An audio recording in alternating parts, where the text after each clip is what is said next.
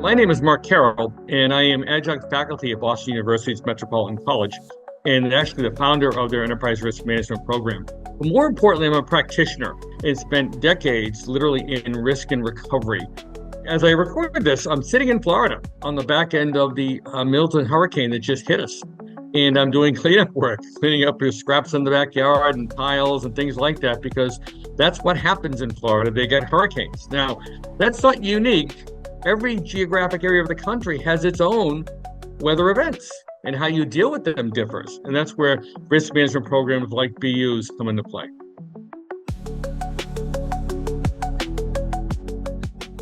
The operative word today in the industry is resilience. And that word, in my mind, has two fundamental components, which are prevention, preparation, planning, the upfront activity, risk engineering, and then the survival or recovery. So I call it the stretch, and then the break. And you've got to be able to deal with both of those under that resilience umbrella.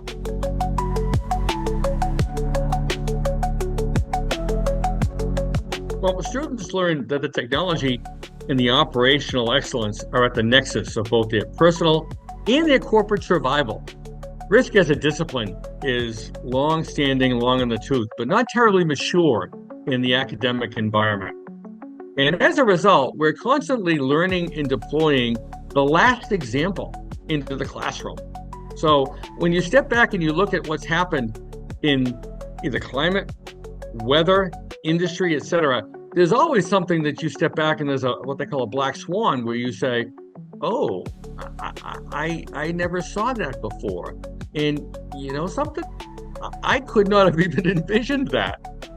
And those have to make their way into the litany of the classroom. They become fodder for classroom material, and they become the heuristic activity that continues to build on top of what we already know. Set the clock back 4 or 5 years, and let's talk COVID. And we didn't see the impact of what COVID was going to bring to us. Now, did we have history to draw off of? Yeah. It goes back to the Spanish flu back in 1917, 1918. And I can speak firsthand. My grandparents came over on a boat, and they both died and left my dad as an orphan from the Spanish flu. So these examples have come through history, and we've learned from them.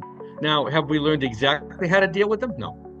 Those are ongoing learnings, ongoing adaptive learnings that are going to face us as we bump into them. But we've got something to draw off of. So it's important that we recognize how we not only prevent and address and effectively risk engineer the environment up front, but then say, guess what? It broke, and we now need to fix it. I like to think in terms of what I call fail proudly. When you fail proudly, you're able to say, I did everything I could, I tried everything that was possible, and I could not have foreseen this, but now I can.